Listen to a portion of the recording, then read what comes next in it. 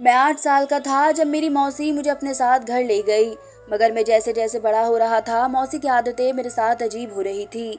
मेरी माँ बहुत गरीब थी। मौसी मुझे बेटा कहकर बुलाती, मगर रात होते ही कुछ ऐसा करती कि मेरा दिल करता भागकर मैं अपनी माँ के पास चला जाऊं और सब कुछ बता दूं। अब मैं 18 साल का हो चुका था कि एक दिन अचानक एक मांगने वाली दरवाजे पर आई, और जब उसने आते ही अपने थैले से एक चीज़ निकाल कर दिखाई तो मेरी जैसे जान निकल गई।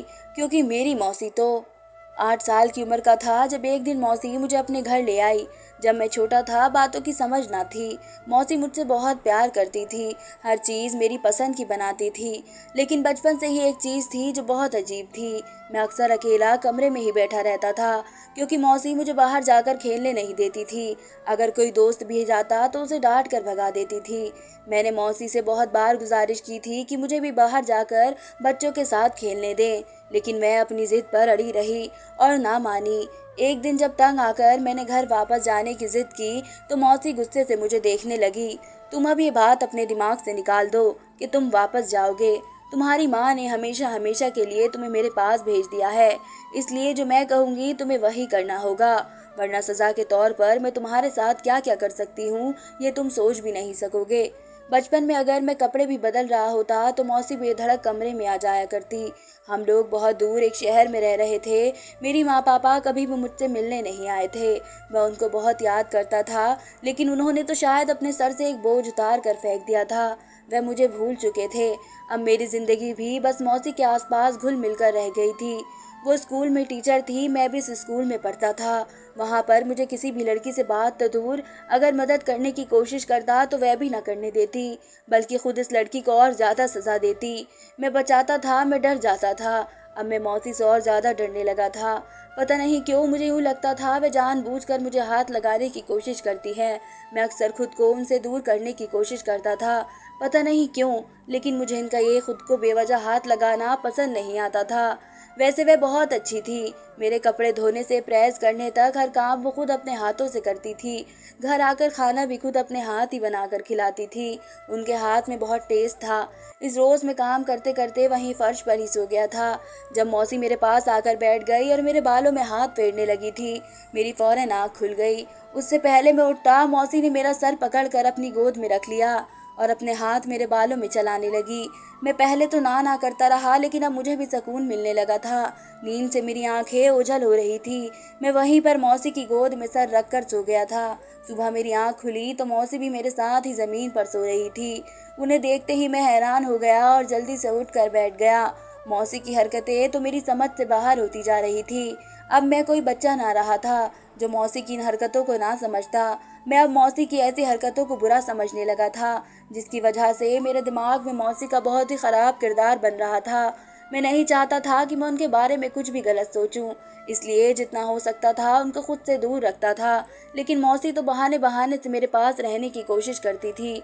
मुझे अब मौसी से डर लगने लगा था। ऊपर से पता नहीं क्यों मुझे क्या हो जाता था, जब भी मौसी करीब रहती तो अजीब तरह का डर महसूस होने लगा था। मैं खुद से भी खौफजदा रहने लगा था। वह मेरी मौसी थी। अब मैंने मौसी से छुपकर एक लड़की से दोस्ती कर ली थी। मैं अक्सर उससे बातें करता था। अब मौसी की अचानक से नौकरी खत्म हो गई थी, तो घर में भूखा रहने का वक्त आने लगा, जिसकी वजह से मौसी ने यहाँ पर मौजूद घर का नीचे वाला हिस्सा किराए पर दे दिया था।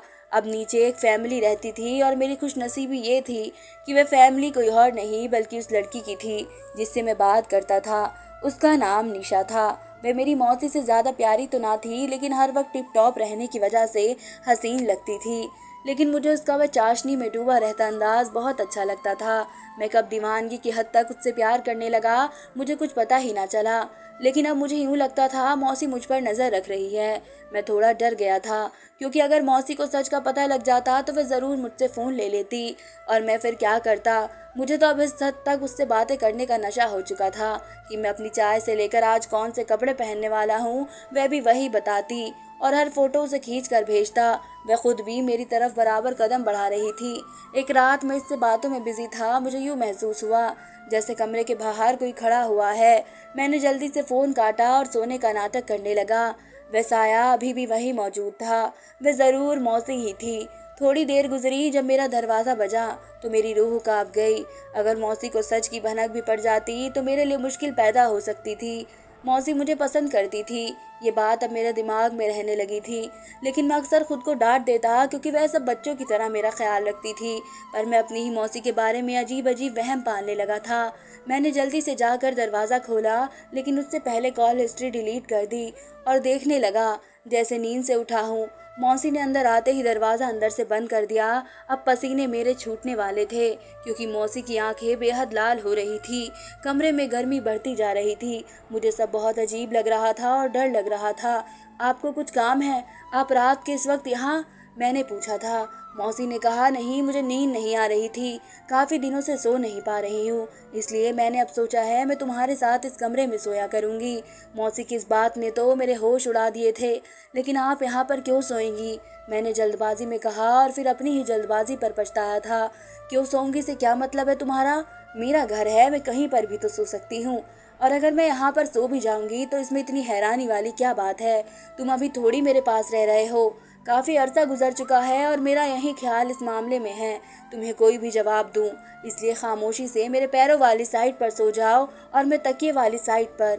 मौसी ने कहते ही अमल किया था और आराम से जाकर लेट गई थी, जबकि मैं अभी तक हैरान और परेशान मौसी की तरफ अजीब नज़रों से देख रहा था। वे सब हरकतें करके जो कुछ करना चाहती थी मैं वह कभी भी नहीं करने वाला था। मेरे दिल में अब डर के साथ साथ एक और जज्बात भी मौसी के लिए पैदा हो चुका था, और वह था नफरत का जज्बात। पता नहीं क्यों अपनी ख्वाहिशों के आगे उन्हें अपनी उम्र नज़र क्यों नहीं आ रही थी। और अगर इतना ही सब था तो शादी कर लेती, रिश्ता उनके लिए मैं ढूंढ लेता। अरे हाँ, ये ख्याल मेरे दिमाग में पहले क्यों ना आया? अगर मौसी की शादी कर दी जाए तो वह भी अपनी ज़िंदगी में आराम से रहती और उन्हें ये सब हरकतें भी ना करनी पड़ती। अब मेरा दिमाग 420 के साइड चल रहा था। हमारे ही पड़ोस में एक 35 साल का आदमी रहता था, जिसकी शादी के फ़ौरन बाद उसकी बीवी मर चुकी थी। यही जॉब से वह अच्छा खासा कमा लेता था। मैंने सोच लिया था मुझे क्या करना है। अपनी सोची हुई बात पर अमल करने का ठान लिया। मैंने अपनी आंखें बंद कर ली थी। ये बात मैंने ठान ही रखी थी कि मैं मौसी की शादी करवाना चाहता हूँ। इसलिए मैंने निशा को भी नहीं बताया था, क्योंकि मैं नहीं चाहता था मौसी के बारे में कोई भी शख्स कुछ भी बुरा कहे। ये सब बिल्कुल नॉर्मल सी बात थी। उनकी शादी की उम्र निकल चुकी थी, और अगर उनके दिमाग में गलत ख्याल आता भी था तो शुक्र था वह मेरे लिए था। इसलिए मैंने सोच लिया था मौसी की शादी करवा कर मैं उनकी ज़िंदगी को आसान कर दूंगा। अगर मेरी जगह कोई और होता तो शायद मौसी अब तक पछता रही होती। मैंने इस चीज़ को अपने दिमाग पर हावी नहीं किया था, लेकिन मौसी की हरकतों से मैं काफ़ी खौफजदा ज़रूर रहने लगा था। अगली रोज़ से मैं काम पर लग चुका था। मैंने अपने पड़ोसी के घर आना जाना शुरू कर दिया था।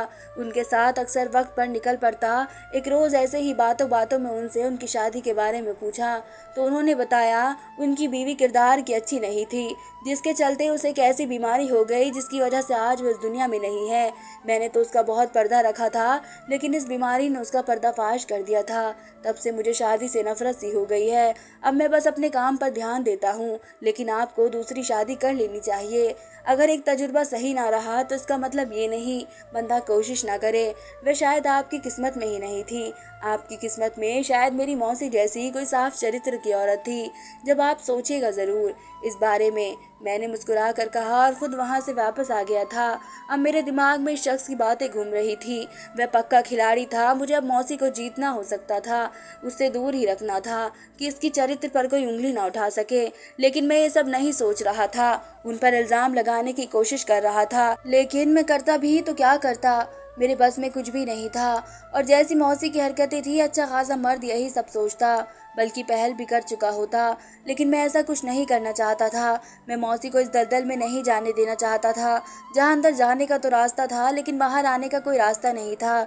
मैं खुद भी निशा से सच्चा प्यार करने लगा था, पर मैंने सोच लिया था मैं उससे शादी कर लूँगा। अगले कुछ दिनों के बाद उस आदमी की माँ हमारे घर आ गई थी। मेरी मौसी को तो सारे मामले का कुछ पता ना था, लेकिन अब मेरे डर के मारे पसीने छूटने लगे थे, क्योंकि मौसी ने जब उनकी पूरी बात सुनी तो एक अजीब सी नज़र मुझ पर डाली थी। उस नज़र में कुछ ऐसा था कि मैं शर्मिंदा होकर रह गया था। मौसी का अपना चेहरा बिल्कुल हैरान हो चुका था। वह परेशानी से बार बार अपने हाथ मसल रही थी। इसके बाद जब उसकी बर्दाश्त से बाहर बातें हुई थी तो वह एकदम उठी और उन लोगों पर चिल्लाकर उनको बाहर जाने का कहा। वह औरत हैरानी से मौसी की तरफ देखने लगी। मौसी ने अपनी आंखें बंद करके खोली और औरत को लेकर कमरे में बंद हो गई। उसके बाद मौसी ने ना जाने उस औरत से क्या कहा कि वह उससे माफ़ी मांगती हुई चली गई। मैं दौड़ कर कमरे में बंद हो गया था। मुझे मालूम था था, अब मेरी क्लास लगने वाली है। मौसी को पता चल गया होगा कि ये सब मेरा ही क्या धरा है। इसके बाद से एक और अजीब हरकत हुई थी। अब मौसी ने मुझसे कुछ ना कहा था, ना ही बाहर जाने पर रोक लगाई, बल्कि मुझ पर नज़र रखनी भी छोड़ दी। 3-4 दिन ऐसे ही गुजरे तो मैं भी इस किस्से को भूल गया। फिर से एक बार अपनी ज़िंदगी की रंगीनियों में मसरूफ़ हो चुका था। लेकिन अब कुछ दिन हुए थे, निशा मुझसे खिंची-खिंची रहने लगी और मुझे अजीब नज़रों से देखने लगी थी। वो रात में बात करना भी छोड़ चुकी थी, लेकिन मुझे तो उस वक्त बात करने की आदत नहीं, बल्कि जैसे नशा लग चुका था। मैं अब बहुत कोशिश कर रहा था वे मुझसे फिर से बात करने लगे, लेकिन ऐसा कुछ ना हुआ। और कुछ ही दिनों में इसके घर वाले यहाँ से शिफ्ट हो गए थे। उसने अपना नंबर भी बदल लिया था। मैंने बात करने की भी बहुत कोशिश की, लेकिन कुछ भी काम ना आया था। अब मौसी फिर से एक बार नौकरी करना शुरू कर चुकी थी। वह मेरा ख्याल पहले की तरह ही रख रही थी। अभी वह बहाने बहाने से मुझे हाथ लगाती थी, लेकिन अब मैं उनको नहीं रोकता था, ना ही उनसे डरता था, बल्कि यूं जाहिर करता था जैसे कुछ हुआ ही नहीं हो। काफ़ी वक्त तक ये सब यूं ही चलता रहा। अब मुझे खुद में बहुत बदलाव महसूस होने लगे थे। अब मैं हर वक्त कुछ ना कुछ सोचता रहता था। एक दो बार तो मेरे दिमाग में ख्याल भी आ चुका था कि मैं उनसे शादी कर लूं, लेकिन क्या ये जायज़ था? नहीं, ये तो पाप था। मैं अपने ही सवालों पर माफ़ी मांग रहा था।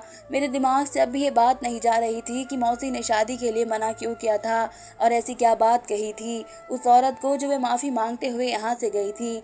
पता करने के लिए अगले दिन मैं उनके घर गया तो उस औरत ने मुझे बिना वजह ही बहुत बातें सुनाई थी और डांट कर वहाँ से भगा दिया। मेरी पढ़ाई पूरी हो चुकी थी। अब मैंने कुछ काम करने का सोचा था। मैंने रिज्यूम बनाकर हर जगह दे दिया था। जल्दी मेरी नौकरी लग चुकी थी। पहले की बराबर मैं अब काफ़ी समझदार हो चुका था। मौसी अब भी मेरा ध्यान बिल्कुल वैसे ही रखती थी और अभी भी मेरे साथ बराबर अजीब हरकतें करती थी, लेकिन शायद ये सब मौसी के लिए नॉर्मल ही था। मैं खुद ही उन सब के बारे में ऐसा सोच रहा था, जबकि मौसी ने तो कभी खुद से कुछ ना कहा था, बल्कि वह तो हमेशा ही मेरा बड़ा ख्याल रखती थी। निशा के बाद से अब मैंने लड़कियों में दिलचस्पी छोड़ दी थी। वह धोखा देकर जा चुकी थी और दोबारा कभी बात भी ना की थी। मैंने भी उस पर लानत भेज दी थी। अपनी नौकरी पर ध्यान देना शुरू कर दिया था। अब मौसी काफ़ी खुश रहने लगी थी। अब वह मेरे और करीब आने की कोशिश करती थी। मैंने इस बार उन सब चीज़ों को नॉर्मल ही लिया था और शायद यहाँ पर मैं गलती कर बैठा था, क्योंकि इस बार मैं जो सोच रहा था वैसा कुछ भी नहीं होने वाला था, बल्कि इस बार वह सब होने वाला था जो मैंने कभी ख्वाब में भी नहीं सोचा था। अब रात को खाना खाते ही मुझे कुछ होश न रहता। जब सुबह होती तो जिसमें थकावट सी महसूस होती, लेकिन अजीब बात तो ये थी कि मौसी मुझसे नजरें ना मिलाती थी, बल्कि शर्माई शर्माई सी रहने लगी थी। मुझे कुछ भी समझ नहीं आ रहा था और मैं अपनी तरफ से कुछ भी अजीब और गरीब सोचकर खुद को बहुत परेशानी में नहीं डाल सकता था। इसलिए मैंने ये सब ज़्यादा काम करने की वजह से समझा था। मैं अब सुबह उठते रोज़ मौसी से छुप कर दवाई खा लेता था, जिससे मेरी तबीयत बिल्कुल सही रहती थी, लेकिन रात होते ही दोबारा से वही सब होने लगता। एक रोज़ मेरी आँख जल्दी खुल गई तो मैसी मेरे साथ ही बहुत अजीब सी हालत में सो रही थी। मैं बहुत डर गया था और दोबारा से लेट कर सोने का ड्रामा करने लगा था। थोड़ी देर बाद मुझे महसूस हुआ जैसे मौसी भी उठ गई हैं। मौसी ने मेरे पास आकर मेरे बालों में हाथ फेरा था। इसके बाद दबे पाँव कमरे से बाहर चली गई। मौसी के जाते ही मैं उठकर बैठ गया था। मैंने अपना सर थाम लिया था। ये सब क्या हो रहा था? लेकिन जो भी था बहुत गलत हो रहा था। अब मेरे दिमाग में मौसी की पिछली सारी हरकतें घूमने लगी थी और आज के सच के बाद मेरा उन रिश्तों पर से यकीन खत्म हो चुका था। मैंने सोच लिया था मैं यहाँ नहीं रह सकता। मेरा यहाँ से चले जाना ही बेहतर था। मैं मौसी के नाम एक पत्र लिख कर रख गया, जिसे मैं वापसी पर आकर पढ़ लेती तो मेरी सारी बातें मालूम हो जाती। मैं घर से निकलने ही वाला था कि एक मांगने वाली औरत ने दरवाज़ा बजाया। इसे देने के लिए कुछ लाने में किचन में गया तो वह औरत अंदर आकर दरवाज़ा बंद करते मेरे हाथों को चूमने लगी और रोने लगी। इसे यूँ देखकर मैं परेशान हो गया था कि माँ जी क्या हुआ? आपको भूख लगी है तो आए यहाँ बैठे, मैं आपको खाना देता हूँ, आप वह खाकर चली जाना। मैंने उसे बैठने को कहा था, लेकिन वह खाने के लिए राजी नहीं थी। मैं तुम्हें एक सच बताने आई हूँ। बहुत ढूंढा मैंने तुम्हें, लेकिन मुझे तुम कहीं नहीं मिले। वह रोते हुए अभी भी मेरे हाथ और चेहरा चूम रही थी। उनको देखकर पता नहीं क्यों, लेकिन मुझे बहुत ही अच्छा एहसास हो रहा था। कौन सा सच बताने की बात कर रही हैं आप? मैंने हैरानगी से उनकी तरफ देखा था। ऐसा सच बताने की शायद जो अभी तक तुम्हें ना पता था। ये तेरा बैग है? तू कहाँ जा रहा था? मैं शहर छोड़कर हमेशा के लिए कहीं और जा रहा था। लेकिन क्यों जाना चाहता है तू? क्या वह तुझसे प्यार नहीं करती? क्या वह अच्छी नहीं है? कहाँ पर है वह? देखिए, मुझे आपकी किसी बात की कोई समझ नहीं आ रही है और आप किसकी बात कर रही हैं वह भी नहीं पता। अब मुझे ये बताएं, आप हैं कौन? मैंने जब ये सवाल किया तो सौरज के चेहरे पर दर्द छा गया था। जब वह बोली थी, मैं तेरी माँ हूँ, तो इतनी जल्दी अपनी माँ को भूल गया? उन्होंने एक तस्वीर मुझे दिखाई थी, जिसे देखते ही मैं उनसे लिपट गया था। वह वाकई में मेरी माँ थी, लेकिन वह बिल्कुल बदल चुकी थी। वह तो बहुत हसीन हुआ करती थी, तो फिर उसकी हालत कैसे हुई? झुर्रिया वाला चेहरा अब तो पहचान में भी नहीं आ रहा था। और मेरा बाप कहाँ था? थोड़ी देर बाद जब रो रो कर हम माँ बेटे ने अपने घाव हल्के कर लिए, तो उन्होंने मौसी के बारे में पूछा था। माँ, वे मौसी तो नौकरी करती है, दोपहर तक आएगी। मैंने माँ से कहा तो वह हैरानी से मुझे देखने लगी थी। ये क्या कह रहा है तू? किसकी बात कर रहा है? माँ शायद मौसी को भूल चुकी थी। मैंने जल्दी से अपनी जेब से एक तस्वीर निकाली थी और माँ को दिखा दी थी, जिसे देखते ही माँ ने गहरी सांस ली थी, जैसे वह सब समझ गई हो। उसके बाद मुझे और मौसी को लेकर जो राज माँ ने मुझे बताया, मैं दंग रह गया। माँ ने मुझे बाबा के बारे में बताया था कि बाबा ने तेरे जाते ही दूसरी शादी कर ली थी। वह बीवी कम उम्र थी, इसकी बातों में आकर माँ को घर से निकाल दिया था। तब से माँ पुराने घर में रह रही थी। वह हर रोज मेरी तलाश में निकलती थी, इस आस पर कि एक ना एक दिन उसे उसका बेटा जरूर मिलेगा। और आज वह दिन भी आ गया था। माँ ने अपने थैले से एक तस्वीर निकाली थी, जिसमें मैं और मौसी एक साथ बैठे हुए थे।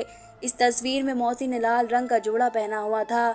मैंने माँ की तरफ देखा तो वह बोली थी, ये तेरी मौसी नहीं, तेरी बीवी है, जिसकी बचपन में ही तुझसे शादी करा दी गई थी और तब से यह तेरा ख्याल रख रही थी। इसके घर वालों ने अपने सर से बोझ समझकर इसकी शादी तुझसे करवा दी।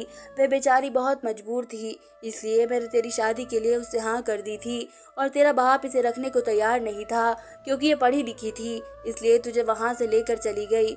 बचपन में सब तेरा मजाक बनाते थे, ये तेरी मौसी है, बीवी नहीं। और मैं हैरान इस बात पर हूँ कि तूने सच मानकर उनकी बातों पर यकीन भी कर लिया था और आज तक उनकी बातों की वजह से खुद को अपनी बीवी का पति कहने के बजाय उसे मौसी कहकर बुला रहा था। ये सच जानकर मुझे अपनी सोच पर शर्मिंदगी हुई थी और मौसी पर तरस आया था। वह कितनी हिम्मत वाली थी, कैसे सब बर्दाश्त करती रही। मैं तो खुद उसके लिए रिश्ते की बात कर चुका था और अगर मैं निशा को घर से ना निकालती तो हो सकता था उससे शादी भी कर लेता। तो कैसा लगता उनको? जिसे आज तक मौसी समझता रहा था वह मेरी ही बीवी थी और जो कुछ भी वह करती आ रही थी बीवी होने की हैसियत से ही करती आई थी। इस वक्त वह भी घर आई थी और माँ को देखकर होश खो बैठी थी। उसे पता चल चुका था कि अब मैं सच्चाई जान चुका हूँ, इसलिए वह मेरे सामने आने से शर्म कर रही थी। माँ के सोने के बाद रात को मैं उसके कमरे में चला गया था। वह अभी तक जाग रही थी। मुझे देखते ही मुंह फेर कर बैठ गई। मैंने दरवाज़ा बंद किया और उसके पास जाकर खड़ा हो गया। क्यों छुपाया मुझसे ये सब? मुझे बता भी तो सकती थी ना। मैंने फिजूल में इतना सब गलत सोचा। मैंने कहा था, मैं तो भूल ही गई थी कि तुम्हें ये सब नहीं मालूम, इसलिए खामोश रही। बाद में जब मुझे तुम्हारी हरकतों का पता चला, मैं खुद से दूरी और निशा से नज़दीकी का, तो मैंने तुम्हें तुम्हारे हाल पर छोड़ दिया। निशा तो एक फ्रॉड लड़की थी, जो अपने नकली माँ बाप को लेकर ऐसे ही लड़कों को लूटती थी। मैंने उसे पुलिस की धमकी दी तो वह खुद सब कुछ छोड़कर भाग गई। तो उन सब से ये जाहिर हुआ कि तुम भी मुझे पसंद करती हो। ये तुम क्या होता है? मैं बड़ी हूँ तुमसे, इसलिए मुझे आप कहकर बुलाए। उसने शर्मा कर कहा था, लेकिन रिश्ते में तो मैं तुमसे बड़ा हूँ, पति हूँ तुम्हारा। और मैंने शरारत से कहा तो वो हंस पड़ी थी। मैं जाने अनजाने में अपनी जिंदगी की सबसे बड़ी गलती करने वाला था। अगर माँ सही वक्त पर आकर मुझे सच न बताती तो मैं अपनी बीवी को छोड़कर जा चुका होता। हम दोनों ने अपनी जिंदगी की नई शुरुआत कर ली थी। आज मैं 2 बच्चों का बाप हूँ और मेरी बीवी वाकई एक मोहब्बत और इज्जत करने वाली बीवी साबित हुई थी। इसलिए कहते हैं, जब तक बात की तह तक ना पहुँचे कोई भी फैसला ना ले। हमेशा कोई भी ऐसा कदम ना उठाए जिससे पहले आपको पछताना पड़े। एक बार सब जानने की कोशिश ज़रूर करें। आप अनजाने में ही अपना कितना बड़ा नुकसान कर बैठोगे, आपको पता ही नहीं चलेगा। धन्यवाद दोस्तों। उम्मीद करती हूँ आप सबको मेरी कहानी पसंद आई होगी।